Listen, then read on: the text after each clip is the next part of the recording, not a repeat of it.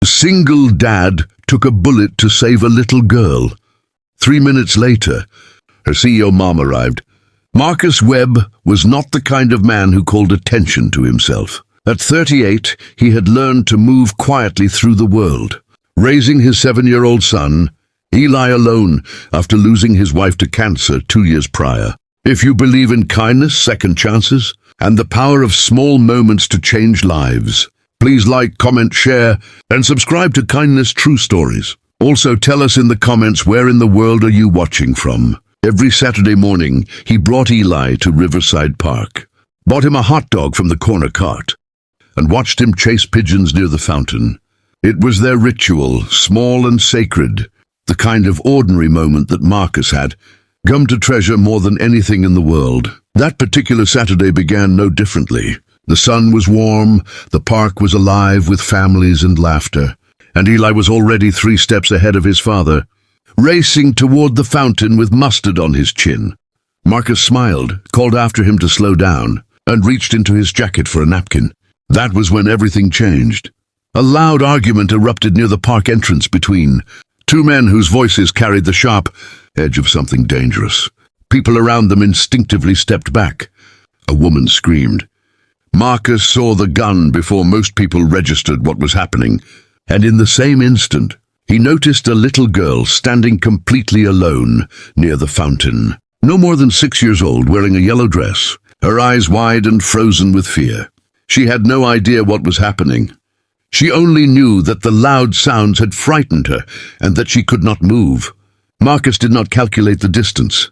He did not weigh survival odds. Every cell in his body had been trained by fatherhood to respond to one single signal, and that signal was a child in danger.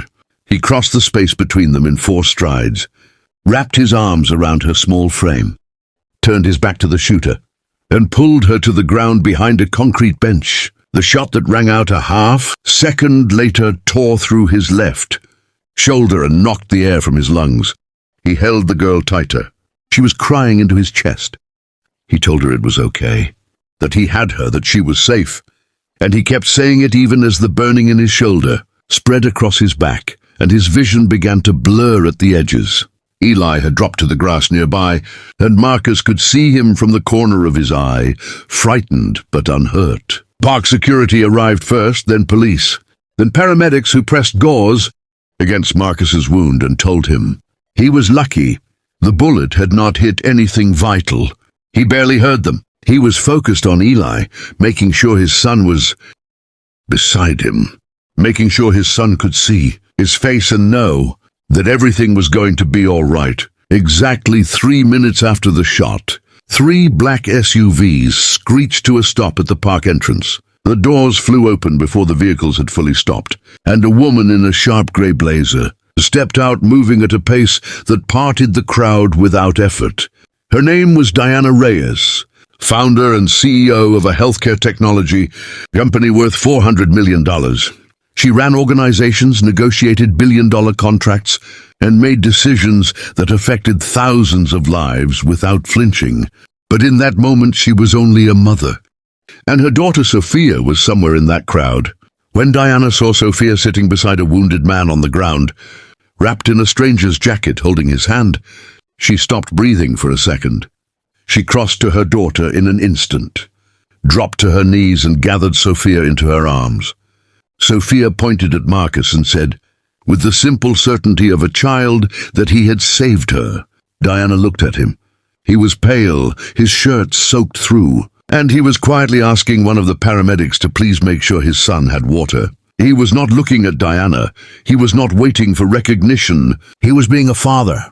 Diana visited Marcus at the hospital that evening. She came without her assistant, without her security detail, without the armor of her title. They talked for 2 hours. She learned about Eli, about Marcus's late wife, about the hot dog ritual and the pigeons and the Saturday mornings that kept them both grounded. He learned about Diana's relentless schedule, about Sophia growing up in the back seats of cars between meetings, about the guilt that never quite left her. 2 families shaped by different kinds of loss sat together in a quiet hospital room and recognized something in each. other that neither had expected to find. Marcus recovered fully over the following weeks. He returned to Riverside Park, the first Saturday he was cleared to walk without pain. Eli was 3 steps ahead of him, as always, racing toward the fountain. Sophia and Diana were already there, waiting by the cart with 4 hot dogs and mustard on the side. If you believe that one act of courage can change lives forever, please like, share, and subscribe to our channel. We are Kindness True Stories, and we are here to remind you that ordinary people do extraordinary things every single day.